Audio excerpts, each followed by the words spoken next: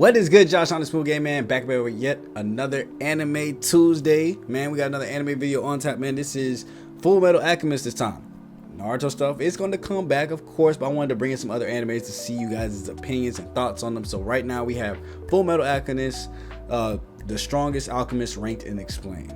So I have finished Full Metal. I thought it was a great, fantastic anime. If you guys want me to bring back anime reviews, because I have finished a couple animes since the last time I did some, I can definitely bring that back, where I will just give my thoughts on the animes that I finished, let you guys know which animes I'm currently watching, and kind of breaking down stuff as they happen, break down new episodes as new animes are dropping. 2025 looks like it's gonna be a great year for new anime content. So if you guys want to see my thoughts, maybe react to a couple live episodes, give my thoughts after episodes, give my thoughts after chapters of mangas, let me know. As I'm getting deeper and deeper into anime stuff, I would love to join and be a part of y'all anime community, and y'all can get information from me or just get my opinions and thoughts on some of maybe y'all favorite anime. So links them down below that should go check out that maybe I don't already know about. So right now I am on Black Clover heavy though, trying to finish that bit. I'm on episode like 109 I think, so I mean still got a good ways to go, but we're past all that, man. Like, comment, subscribe when you guys way into the video if you guys are ready for this video right here, and let me know down below, is Full Metal your favorite, top 3 or top 5 favorite animes? For me, out of the ones that I've finished, I don't know if I give it top 5. I do have a strong list on top of that, so I don't know if I really give it top 5. I know my top 3 for sure is Naruto, Haikyuu, and Death Note, and then after that it kind of gets a little iffy. Now of course there's some I haven't finished that I would put up there, like My Hero Academia, but I haven't really watched that last season, which I heard ends pretty butt, so I mean it might slide down if I don't really like the ending. I mean, there's Demon Slayer, which is killing it. Jujutsu Kaisen was good. I finished Inuyasha. I finished Kuroko's Basketball, which actually probably would crack my top 5. I love sports animes. What I'm figuring out is I love action and I love sports animes. Those are my 2 favorite ones. So either of those 2 are like my favorites, but let me know what your favorite is and where Full Metal appears for you. So without further ado, let's get into NC Hammer's video, man, here and see how the Alchemists rank out and who's gonna be the strongest. Anime, there are tons of different ways to be powerful. You can be born with a power, you can be born with no powers and inherit powers. You can train in the power system of the universe you exist in to become the most powerful person around. Really, there's no one true route to power, and that's truly the beauty of fictional media. That within this one small subsection of media, the characters aren't limited by reality. Sure, we as humans can get real strong, but we're never gonna be able to throw somebody else through a building. And what's even more beautiful about fictional media and the differences in how people are able to get strong is that usually different characters in the same universe will take different routes. And this is usually exemplified in the fact that the good guys and the bad guys in anime usually get strong in different ways. And in no anime is that more clear and evident than Full Metal Alchemist Brotherhood. See, because the bad guys of Full Metal Alchemist Brotherhood are the homunculi, created entities siphoning off the power of the red stones existing within their chests, who never had to train in alchemy to get strong. They were simply created strong. However, the good guys of the show, the Alchemists, have to train in the power system that is alchemy within their universe to stand even the most remote chance against these homunculi. But even when taking things like training into consideration, some alchemists are just born blessed. See, alchemists in FMAB, much like any protagonists in any anime universe, have elements or categories assigned to their alchemy. Meaning, while all the most powerful alchemists obviously have to train and get battle experience to be the strongest alchemists they can be, some alchemists are just born with better elemental alchemy, while some alchemists gain massive power by entering the Gate of Truth. There really is no one true way to become a powerful alchemist, and that's why describing which alchemist is the strongest in FMAB is kind of a difficult task. But undergoing difficult tasks is kind of what I do best. Which is why today we're talking the top 10 strongest alchemists in FMAB, ranked and explained. But before we get to ranking or explaining anything, guys, please, for me, like this video, subscribe to the page, and hit that noti bell. And if you love the— And for me, I feel like I'm gonna be able to talk about, like I said, I finished it, so I'm gonna be able to talk pretty, I say, informative about this one, like much as about my Naruto opinions. Like I feel like I know this enough to where I can kind of talk about the tier list too as well with them. So I mean, I'm not going to make my own top 10 by any means, but I should be able to, at least know what's going on with this. Full Metal Alchemist Brotherhood as a show is not long. It's less than 70 episodes. However, in the course of those 60 or so episodes, it feels as though Full Metal Alchemist Brotherhood introduced a roster of characters as deep and well explained as shows with 200 or 300 episodes. We're introduced to a powerful, interesting, and complicated villain force in the homunculi, a vast military force in the form of the Emestrian military, those who have been affected by the Emestrian military, like the Ishvalans and Scar, obviously Ed and Al, and even people from the bordering country of Xing like Mei Chang. And in arguably the shortest mega shonen in existence, Full Metal Alchemist Brotherhood manages to introduce us to tons of characters who all gains their power in vastly different ways. So pulling from that vast, deep, and well-explained list and only finding 10 alchemists was a bit difficult, but not impossible. But with this being a top 10 list, every alchemist on this list is a legitimate contender to be one of the strongest characters in the universe. But unfortunately, somebody's got to take last place. So coming in last place, also known as 10th, we have Bask Grand. Bask Grand is a brigadier general in the Emestrian military, one of the highest ranking officers in the Emestrian military, mind you. He's known as the Iron Blood Alchemist and was known far and wide for his military accolades during the Ishvalan War. However, unfortunately, because he was so well known for his military accolades during the Ishvalan War, he is very specifically one of the people that Scar was hunting down in Amestria, which is why, unfortunately, rather early on in the series, the Iron-Blooded Alchemist is killed by Scar.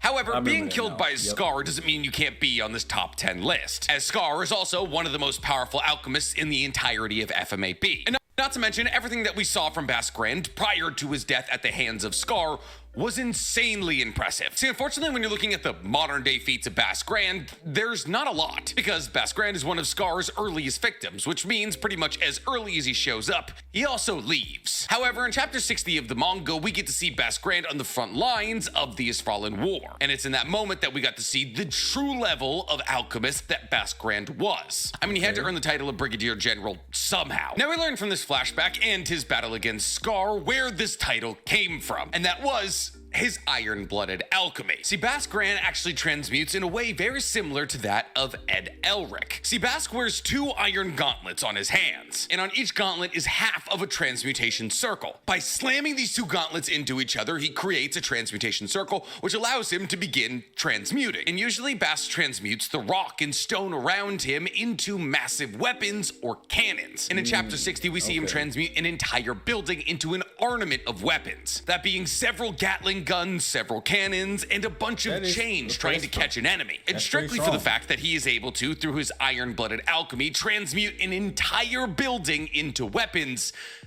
we can't help but acknowledge the fact that he might be one of the strongest alchemists in the entire universe. And this wasn't the only time he did this. Obviously, in his battle against Scar, we also saw him slam his gauntlets together and make an arsenal of cannons to fire cannonballs at the encroaching Scar. Pretty much everything that we saw from Bask Grand in Full Metal Alchemist Brotherhood showed that he was a walking arsenal with the ability to make anything that he transmuted into an arsenal of cannons or Gatling guns or spears with chains connected to them, all of which he was able to fire at high intervals with deadly accuracy. And genuinely, only the strongest alchemists on Earth would stand a chance against him, like Scar. However, Scar killing Bask actually might have been luck for Scar, because in an omake, also known as an extra, which is kind of like a Gonin Killua's Hunterpedia type thing, mangaka of FMAB actually explained that the only reason that Scar was able to kill Bask in the first place is because Scar caught Bask as he was leaving a pub. And while technically this isn't depicted in the 2009 anime, this was stated after the manga was released, who also obviously underestimated Scar, believing that the metal walls he built around him would be enough to contain him, when in actuality, they were not. So do I believe that Bask Grand, a character killed so early on in the story that a lot of you probably don't even remember who he is, deserves to be on this list? I would say, because he definitely almost got me. I almost forgot who that was. But so they're saying that Scar got that win because my man was drunk? They just giving him asterisk dubs. That's crazy. Yes, I do. But enough about characters you probably don't remember. Let's get to characters that I would definitely hope you would remember, because coming up at number 9, we have Alphonse Elric. Nick, what do you mean Alphonse is number 9 on this list? He's one of the main protagonists. Yes, of course, I mean, he he is can one of still the be main weak and be protagonists, main but he's protagonist, also definitely not one of the strongest alchemists in FMAB. Just being on screen a lot doesn't mean that Alphonse is the world buster of FMAB. He's strong, and he gets a lot stronger throughout the duration of the show, but number 9 on this list is a very appropriate placing for Alphonse. See, Alphonse exists only as a soul, alchemically bound to an old suit of armor. As to why the Elric family just had an old suit of armor kicking around, I don't think we'll ever know. But it is objectively a really cool suit of armor. And while obviously that leads to a somewhat torturous existence for Alphonse, as not only can he not sleep, he also can't eat or drink water, and basically he just exists as a suit of armor 24 hours a day. No touch, no sleep, no food. But at least he gets to talk to his brother and go on a grand old adventure. Well, that does sound like a curse. It's also kind of an upgrade. Not the whole not sleeping, not tasting, not feeling thing. Well, actually, maybe the not feeling thing, because here's the thing. Alphonse technically doesn't have vital points. He has a vital point, and that is the blood that's used to alchemically bind his soul to the suit of armor. But so long as that seal isn't broken, you can stab Alphonse pretty much wherever, and he'll be fine. Decapitate him, stab him through the heart, cut off his arm. All of it really won't affect him. On top of this, Alphonse lives in a body which is entirely transmutable. Well, Ed will transmute his automail arm. Alphonse, living in a body of metal, is able to transmute any part of his body. But suit of armor or not, most of Alphonse's abilities come from the fact that he trained under Izumi Curtis, inarguably one of the strongest alchemists of all time. And actually, Alphonse is technically a better fighter than Ed. Ed has stated that ever since Alphonse and him trained with Izumi Curtis, that Ed hasn't beaten him in a hand-to-hand fight. That is to say that Alphonse is technically a better close-quarter combat brawler than Ed. I mean, technically, a lot of that might be tied to the fact that, let's remind you, that Alphonse is just the soul, and therefore he has unlimited stamina. Heat doesn't affect him. He's bulletproof. But he does have weaknesses, like if he's accidentally thrown in a large body of water, the blood that's used to make his seal will wash away, and he dies. On top of this, Alphonse, just like his older brother, is also a genius in all things alchemy, though not as much as Ed. However, he does share one thing in common with Ed, and that is because his body has passed through the gate of truth, he has the ability to transmute without the use of a transmutation circle. However, Alphonse technically has to awaken to this ability, as it's not until roughly chapter 30 that Alphonse realizes that he can use transmutation without the drawing of a transmutation circle, something that he had seen his brother do multiple times. Now, Alphonse, like a lot of other people on this list, doesn't necessarily have an elemental alchemy style. However, his intellect comes into play in almost every single battle that he ever finds himself in, where Alphonse would do things like creating traps or flashbangs to stun and trap his enemies. Not to mention that his alchemy is also stated to have an incredible eye for detail. That is to say that anything that Alphonse creates appears as though it was always what he created. If he creates a pole arm out of the ground, it looks as though it was always a pole arm, not a pole arm created from the earth. But Alphonse also has shown the capacity to go beyond just creating traditional weapons. See, Alphonse has shown the ability to play with the alchemical makeups of the weapons he's created to make them have attributes they wouldn't usually have, like when he created a flexible sword to throw his opponent off guard. And with the power of these flashbangs, flexible swords, and traps, Alphonse was able to go toe-to-toe with the likes of Pride and Kimberly simultaneously. Now, obviously, he was able to pull all of this off because he was also wielding a Philosopher's Stone, so chalking up all of these feats to his alchemy is kind of a stretch, as within the capacity of this fight, he was able to go beyond to the laws of equivalent exchange. But this fight does do a really good job of showing off Alphonse's immense battle IQ, and thus, he's getting number 9 on this list. But since we're talking about people who can use alchemy without transmutation circles, we should talk about our number 8 entry, Scar. Now, Scar is a survivor of the Ishvalan War, one of the people whose entire life was destroyed by Amestria trying to shed a massive amount of blood in a specific spot so that they could make the entirety of Amestria into a transmutation circle. However, Scar wasn't privy to this information. He simply just saw Amestria destroying his country and everybody that he loved, and thus Scar dedicates the majority of his life to destroying Amestria one soldier at a time, which leads him into combat with some of Amestria's strongest alchemists, people like Bask Grand. Long before Scar went on his revenge tour, he was a warrior monk in the country of Ishval, meaning before even the Ishvalan Civil War, he was an incredibly adept close-quarter combat fighter. It allowed him to train up his strength, his speed, his stamina, to the point where his speed was so great, he's shown dodging bullets multiple times. But Scar showing up and battling against one of the strongest Demestrian alchemists of all time, Bass Grant, who is hailed as a combat specialist akin to Roy Mustang, mind you, Scar has also been shown going toe-to-toe with the likes of the Elric brothers and Alex Armstrong, who, spoilers ahead here, are all on this list. But genuinely, all of those fights pale in comparison to Scar's most impressive battle, when he was able to fight against, albeit a heavily injured Wrath, to kind of victory, more like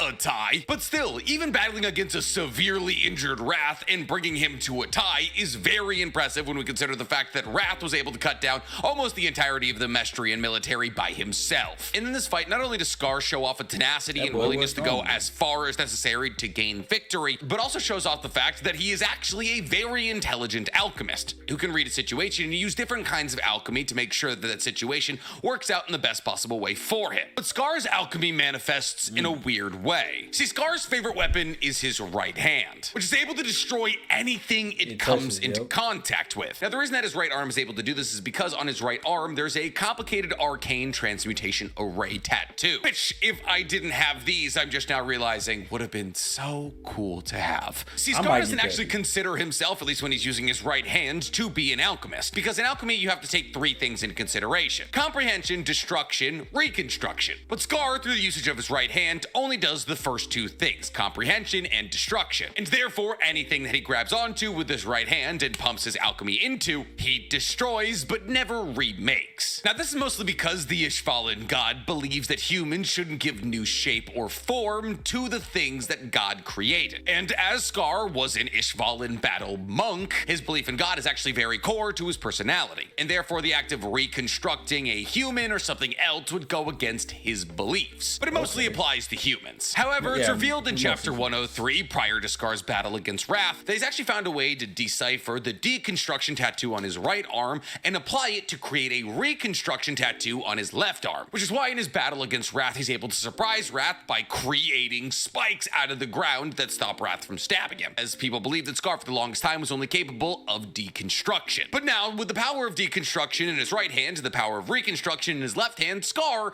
is just straight up an alchemist. And considering with what he was able to do with just the right arm ability, him gaining the whole left arm ability definitely made him a whole lot stronger. So yes, beyond a shadow of a doubt, does Scar belong on this list? Yeah, but is he as strong as our next entry on this list? Maybe not, because coming in at number 7, we have Alex Armstrong. Alex Armstrong, besides being probably the greatest character in anime history, is also incredibly strong. He shows that off. I mean, flexing is literally 50% of his personality. See, Alex Armstrong is the strongest member. I was about to say, because I say his sister is stronger than he is. And honestly, too, a better character, just me point blank, period. But she's way stronger than him. So I'll probably put Scar like ahead of him. At least for the Armstrong family. And the Armstrong family is an incredibly powerful pseudo-royal family within the confines of Amestria. Alex is probably the most formidable hand-to-hand combatant in all of Full Metal Alchemist Brotherhood. That is to say, when it comes down to straight fists, he's probably the last person you want to fight, as Alex has gone toe-to-toe with people like Scar and the Chimera Roa, who is probably the strongest out of Greed's Chimera, though not all that fast. But in order to make up for the lack of speed that Roa had, he compromised with strength. But genuinely, Alex's most impressive fight is in his battle against the homunculus Sloth, where Alex proves that with his boxing-style alchemy, he's able to actually damage Sloth, something that bullets, tank shells, and rockets could not do, meaning that Alex, with the power of his boxing alchemy, is stronger than a missile. Now, Alex's alchemy works in a very similar capacity to Boss Grant, where he dons 2 brass knuckle type gauntlets that he can smash together to create a transmutation circle. Then, upon slamming these gauntlets into something he wants to transmute, he's able to transmute with a high level of detail, mind you, whatever he wants to, and launch it at his opponents. Now, mind you, Alex Armstrong's alchemy is also some of the fastest in the series. That is to say that his alchemical constructs come out faster than anybody else's. Not to mention his alchemical constructs are said to be some of the strongest in the series, as the spikes that he was able to generate were able to punch through Sloth with relative ease. However, this doesn't mean that Alex always has to fight up close, as Alex is also considered to be Amestria's heavy artillery, as he can transmute the ground into shells and punch them for miles, allowing him to attack enemies that he may not even be able to see. And considering the fact that he's one of the few state alchemists who survived battle against Scar, yeah, I'm gonna put him on the list. And yes, I'm Okay, gonna put him so- higher than Scar. I think mean, I Scar guess was if he pressed in his survived the battle battle, against then- Armstrong, though obviously Armstrong had backup, and I think if it genuinely came down to it, Armstrong takes the W against Scar. But it's hard to say. If you think Scar's stronger than Armstrong, genuinely, I can't even really disagree. When you consider the fact that Scar later got the ability to reconstruct things and therefore actually do alchemy later on in the story, it would be a really, really close fight between the two of them. But enough about all these men. Let's get to some women, because coming in at number 6, we have Izumi Curtis. See, Izumi Okay. Curtis isn't actually an active soldier. She's a master alchemist and an incredibly proficient martial artist, but within Full Metal Alchemist Brotherhood, she runs a butcher shop with her husband, Sig. And Izumi Curtis was never a member of the Amestrian military or anything like that. She just wanted to be an alchemist and trained under a man by the name of Silver Steiner, who made her survive for a month alone in an incredibly treacherous area in Amestria known as the Briggs Mountains, where, in order to survive, she routinely had to fight bears, which is also, ironically, how she met her husband, because he dropped a bear he was carrying after defeating. And when you meet another person who also fights bears, I guess it's love at first sight. See, what's really wild about Izumi Curtis is that the version of her that we see is nowhere near her full power. See, while usually Izumi appears... But the amount of she would just randomly throw up blood at me weak. You see how they turn white? Are you okay? Like, every time she would throw up blood just after doing something, some crazy stuff, or giving an exciting pump up speech, just as this unbeatable tower of power. After every time she does something impressive, she coughs up a bunch of Like this. blood. Now, this is because Izumi is one of the few people in the show who has attempted human transmutation, and her penalty for passing through the gate was the loss of the majority of her internal organs. However, later on in the manga and the anime, Van Hohenheim actually rearranges all of her internal organs, and not in the way that you're thinking. She has a husband who loves her, which actually improves her health massively. hey, look, husbands that love you don't stop nothing. Them guts gonna still get rearranged every time. Pretty much getting rid of the nerf in the first place, which allows her to continue being the absolute tower of power that she used to be. But even with the majority of her internal organs missing, Izumi is still terrifying. See, Izumi is a self-taught master alchemist, and because she's self-taught, her alchemy very much matches her personality. See, Izumi uses her surroundings to her advantage. She identifies the things around her and how she could use them to put her opponent at the largest disadvantage possible, which speaks to the insane level of battle IQ that she has. But this battle IQ is also matched by the insane level of alchemy mastery that she has, as Izumi has been shown to do something that no other alchemist all throughout FMAB has ever been shown to do. See, Izumi has the ability to knock somebody out by transmuting the ions in their body. That is to say, by disrupting the flow of the ions running throughout your nervous system, Izumi is able to knock people out, which is the height of her identifying things around her that she could use to put her opponent at a disadvantage. Their actual body. Not to mention, since Izumi Curtis has passed through the Gate of Truth, she also has the ability to use alchemy without the use of a transmutation circle, and thus she's able to activate her alchemy much faster than most other alchemists, with only people like Alphonse and Ed being able to match her speed. And to match her mastery over alchemy, she's also one of the physically strongest people in the entire universe. As, she like I did said, fight she used to bears. fight bears for survival, and also was shown to be strong enough to knock Sloth back. And this was non-peak Izumi, missing the majority of her internal organs. In fact, it's pretty much stated that the only people who could give Izumi a run for her money in terms of strength are her husband Sig and Alex Armstrong. And then, I guess, obviously Sloth. But sometimes strength doesn't get you as far as you would like. Because coming in at number 5, we have Sulf J. Kimbley, also known as Kimbley, the Crimson Lotus Alchemist. Kimbley is a former state alchemist who now works explicitly. Like a lot of people hated him, like as a character though. I mean, smoothly written as a like low key bad guy, but hey, look, the Crimson, because isn't most of his stuff done with the Sorcerer's Stone? I said Sorcerer's Stone. I know it's not what it's called, but that's what we're gonna call it right now. The Sorcerer's Stone, the Red Stone. Wasn't most of his strength coming from that? Like, I'm gonna have to hear some of these other stats, because I'm pretty sure almost all of his more impressive stuff was done with that Philosopher's Stone. Under Fuhrer King Bradley. Kimbley wields one of the strongest types of alchemy in all of Full Metal Alchemist Brotherhood, combustion alchemy. However, during the Ishvalan Civil War, he decided to combust a whole bunch of civilians, and thus he was jailed in Central City. However, because he was an incredibly powerful alchemist, and Amestria was already a really bad place, it's just a lot of people didn't know that, Fuhrer King Bradley was like, yeah, I need that guy. Let's exonerate him. And thus he became Fuhrer King Bradley's secret left-hand man. Kimberly's alchemy is manifested through the 2 transmutation circles he has tattooed on his palms. And both of these tattoos are circles with triangles within them. And therefore, when Kimberly claps his hands together, he creates a hexagram. And a hexagram within a circle creates a transmutation circle. However, on one hand is the symbol for the sun, and on the other hand is the symbol for the moon. And therefore, when he clasps these 2 hands together, he creates a contradictory transmutation circle, as this transmutation circle is built with the properties of the sun and the moon, 2 polar opposites. And therefore, anything that Kimberly touches and transmutes becomes incredibly unstable, which means anything that he transmutes gets into a very unstable state, making it highly explosive, which is why anything that Kimberly transmutes eventually explodes. But he also has the ability to do regular transmutation, like the non-explodey kind. The true most fearsome part about Kimberly's combustion alchemy is the fact that he can transmute this instability to a place far away from where he's currently standing. And that is to say that he's able to transmute an explosion incredibly far away from himself, giving him long-range combustion abilities. And as we learned from the legendary Roy Mustang, if your alchemy can either burn or explode, you're gonna be one of the most powerful people in the universe. But since we're talking about Roy Mustang, let's talk about Roy Mustang, because he is our number 4 entry. What, Nick? Roy 4? I thought he at least cracked top 3. Eric obviously hasn't been named yet. Alex's older sister hasn't been named yet, but would she really be up that? Would she even make the list? And then who else?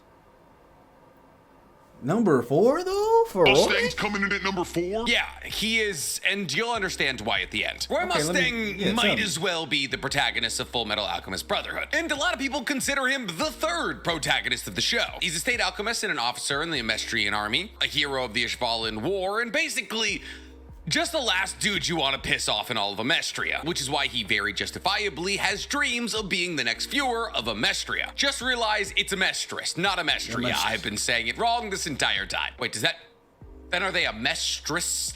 No, it's gotta be Amestrian still. But the real reason that you don't want to piss off Roy Mustang is his alchemy. See, in basically all categories that make somebody a good alchemist, Roy Mustang excels. Whether it be physical transmutation, biological alchemy, or just theory, he's pretty great at all of it, even amongst his other senior officers in the Amestris army. Now I don't even know what I'm trying to say anymore. But the real reason that Roy Mustang is as high on this list as he is the fact that his alchemy is flame-based. See, Roy has a pair of pyrotechs, or ignition cloth gloves, that whenever he snaps, they generate a spark. And on the back of these ignition cloth gloves are transmutation circles. And therefore, Roy doesn't need to draw a transmutation circle before he uses his flame alchemy. He simply needs to have his gloves on. But how does Roy Mustang's flame alchemy actually work? Well, because this is FMAB, we have an actual scientific answer. See, Roy doesn't actually control fire. He controls oxygen density. See, for those of you who don't know, oxygen is incredibly flammable, though only in condensed states. Obviously, oxygen naturally exists in the air that we're breathing, but oxygen is by far and away not the most bountiful element in air. That would be nitrogen. 78% of the air that we breathe is nitrogen, while only 21% of the air we breathe is oxygen. And Roy has the ability to pull oxygen towards a target, and thus by surrounding a target with an unusual amount of oxygen, the atmosphere around them becomes incredibly volatile,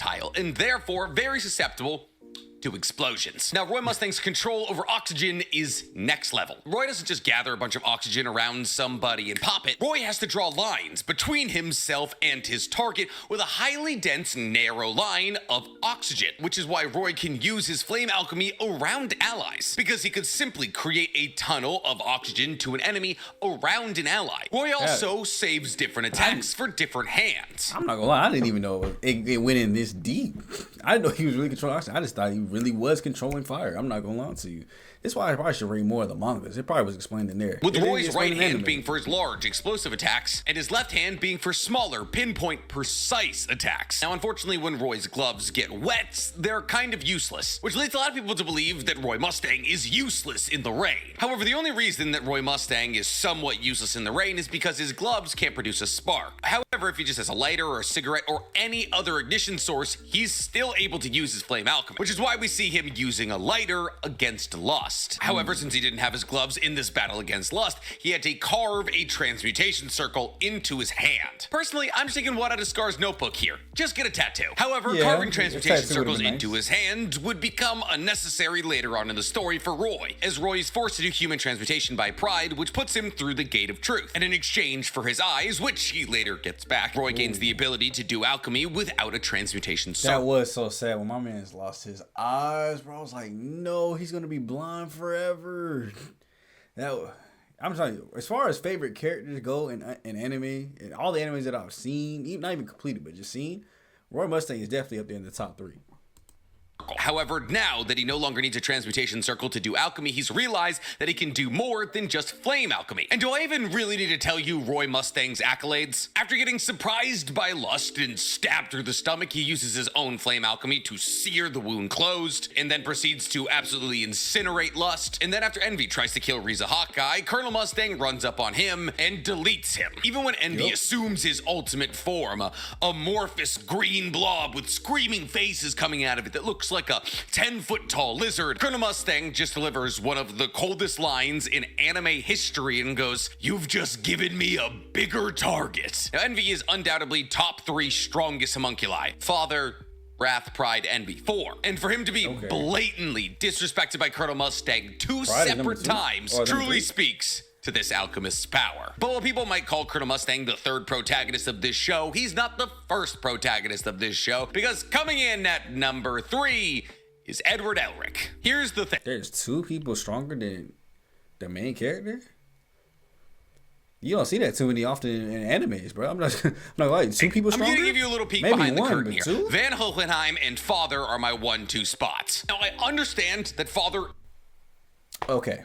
Well, you got the creator of it and the person that he taught. So the 1st and 2nd alchemist, never mind, it makes sense now. It's his dad, and technically, what would that be? His like granddad? You know, made him so like uncle, something like that. They related in some type of way, but okay, it makes sense now why Roy is 4 and Eric is 2 or 3. But dang, should we really include this? How we include none of the other ones like Pride and all them? But we're going to include Father? Isn't really an alchemist. He's obviously a homunculi. He was the 1st homunculi. But a lot of people, when they're doing their like strongest alchemist list, always include Father and Van Hohenheim. Now, Van Hohenheim, I understand, because he was always a human. So going Van Hohenheim and then Edward Elric, that makes sense to me. But if you didn't want to include either Father or Van Hohenheim, then yes, Edward Elric would be number 1. But in this list, he's number 3. Caveat over. Edward Elric. Then I will say for my caveat, I'm not including Father. I'll include his dad at least. And then that'll be my top 3. Him, Eric, and then Roy. Also known as our Full Metal Alchemist, lost his right arm and his left leg when trying to bring back not only his mother, but also his brother after the attempt to bring back the mother. It was a rough day. However, fortunately for Edward Elric, he happened to live next to one of the greatest automail technicians in the history of man, Winry, who would later become his wife, and therefore losing his arm and his leg actually wasn't the end of the world. On top of this, it granted Ed the ability to use alchemy without drawing a transmutation circle, as simply by clasping his hands, he was creating a circle of energy in his own body, and since he had gone through the Gate of Truth, that's all you need. Ed is the youngest ever state-certified alchemist, getting his state certification at 12 years old. And there's a reason he got that certification younger than any other alchemist in history. One, because him and Alphonse were such alchemical geniuses that by the time that they were like 9 years old, they figured, oh, we can probably pull off human transmutation. And sure, was that technically a really dumb thing to do? Yeah, but the fact that they had enough alchemical knowledge and know-how to figure out how they would do it is still very impressive. But once again, that dumb thing did end up with Ed having 2 automail limbs. And since, like Alphonse, he now had metal limbs, he was able to transmute said limbs, which is kind of Ed's favorite thing to do, mostly adding a blade to the end of his automail arm. But on top of being a genius alchemist, Ed and Alphonse Alphonse also both trained with Izumi Curtis, probably the greatest martial artist in the entirety of the Full Metal Alchemist universe. And thus, on top of being a genius alchemist, Ed is a genius martial artist, being one of the most competent and deadliest close quarter combat fighters in the entirety of his universe. See, Ed's mastery over alchemy started at a very young age, as he raised himself reading all of his father's alchemical, chemistry, and biological textbooks, gaining mastery with alchemy so quickly that it baffled his mother. But you know what baffled Ed's mother more than his ability to pick up alchemy quickly? Surviving. She died, and thus Ed and Al committed themselves to pulling off human transmutation and bringing her back to life. However, upon very much not doing that, Ed had to quickly act in order to save the only person he had left, Alphonse. And in a true demonstration of just how much information and knowledge Ed had in his brain at a very young age, in a matter of seconds, Ed jumps into action and binds Alphonse's soul to a suit of armor. Something most state-certified alchemists not only wouldn't have been able to do, but also probably wouldn't have thought of. But obviously, Ed, as the main character of the show, has tons of impressive feats. I mean, Ed went toe-to-toe with Scar, Greed, and even, most famously, Father. But the true mark of Ed's strength is his adaptability. See, Ed kind of has a Sharingan. Any kind of alchemy that Ed sees once, he's able to adapt into his own fighting style. After fighting Scar, Ed was able to deduce how he uses deconstruction alchemy and begin to use it himself. And he did the same thing after watching Alex Armstrong use his gauntlets and his stone spikes. But maybe more impressively than any of that, Ed also figured out how to pull off Greed's carbon hardening technique, which allowed Ed to make certain parts of his body hard as diamonds, all just by seeing these techniques used once. But his adaptability doesn't end there. In a battle against Pride, Edward Elric turns himself into a Philosopher's Stone. That is to say that he turns himself into a human version of a Philosopher's Stone, goes into Pride, battles his Philosopher's Stone, destroys it, and then escapes. After which, just turns himself back into a regular human. And after all of that, he battles against Father, who's basically God, and literally punches his lights out. Now, are there a lot of other factors going into this battle against Father? Yes. So was Ed fighting the Father who was able to generate many suns in his hand? No. But the fact that he was the person who dealt the finishing blow to Father definitely makes him the strongest out of the still human alchemists on this list. But since we're talking about our no longer human people, let's talk about him, because coming in at number 2 is Van Hohenheim, also known as Father, but not to everybody, just Ed and Al. See, Hohenheim, or Van Hohenheim, was a slave in a kingdom known as Xerxes. However, when the entirety of the kingdom of Xerxes is sacrificed in order to pull off what Father was trying to pull off in FMAB, that is, creating an actual Philosopher's Stone, all of the souls of Xerxes were split between Hohenheim and the entity that would later become Father, also known at that time as the Dwarf in the Flask. And thus Hohenheim, much in the same capacity as Father, is a human Philosopher's Stone, and thus he's immortal and his alchemy is able to defy the law of equivalent exchange. On top of this, he's also able to heal himself as if he were a homunculi. However, comparing him to the homunculi is disrespectful to him. See, because the stone at the center of his chest was an actual Philosopher's Stone, while the homunculi had red stones generated from Father's Philosopher's Stone. On top of this, not only does Hohenheim not need a transmutation circle to use alchemy, he can use alchemy without using his hands. In fact, he can do alchemy without using his body at all. And while we've already covered the fact that he can overcome equivalent exchange, he can also pull off biological transmutations. On top of this, since Van Hohenheim now has over 500,000 souls living inside of him, which he's conversed with each individually, not only did he learn the ins and the outs of every single one of their types of alchemy, but he's also able to plant souls places. And he's able to do alchemy at the places that he deposits souls wherever and whenever he wants. And in the beginning of the battle against Father, Hohenheim was able to deflect multiple energy blasts from Father. Mind you, at this point in time, Father was able to generate suns in his hand. In fact, Hohenheim wins the first round against Father, even as Father was throwing nuclear explosions at Hohenheim. It wasn't until Father revealed his shadow form that Hohenheim was ultimately defeated. However, forcing Father, who was the closest thing to truth on Earth at this time, to reveal a second form is pretty impressive. But yes, of course, if you're considering Father as an alchemist, which I don't really do, then he would be the strongest alchemist on Earth. So we would have to give, in this circumstance, the number 1 spot to Father. But here's my thing. Whatever you call Father, the Dwarf in the Flask, the first homunculus, Father, he is that second thing, the first homunculus. And he's actually really not even that. Father originally started as piece of an entity that existed beyond the Gate of Truth. Essentially, a part of the entity that lived beyond the Gate of Truth was bottled and brought back to the real world. It would then live in a flask in the kingdom of Xerxes, so the king of Xerxes could treat him as a confidant. But this dwarf in the flask was considered the first homunculus. And it wasn't until the king of Xerxes was like, hey, homunculus, I want to be immortal. And the dwarf in the flask, or homunculus, who became incredibly envious of the human's ability to walk, was like, okay, fine, shed blood at all these points, and then put yourself at the center of this transmutation circle. But little did he know that he was actually just sacrificing the entirety of Xerxes to give the dwarf in the flask a body. A body which he completely copied from Van Hohenheim, which is why him and Van Hohenheim look exactly the same. Because the only other person who survived from the kingdom of Xerxes was Van Hohenheim, also known as number 23. But I've already explained all of Father's abilities multiple times. At his absolute strongest, after absorbing what he believed was God, which is the entity beyond the gate of truth that he was sectioned off from originally, when in actuality God is truth, the person in front of the gate of truth, he used the power of all of the Emestrian souls that he had absorbed to stabilize the power of God within his body. And in this significantly younger looking form, he was able to do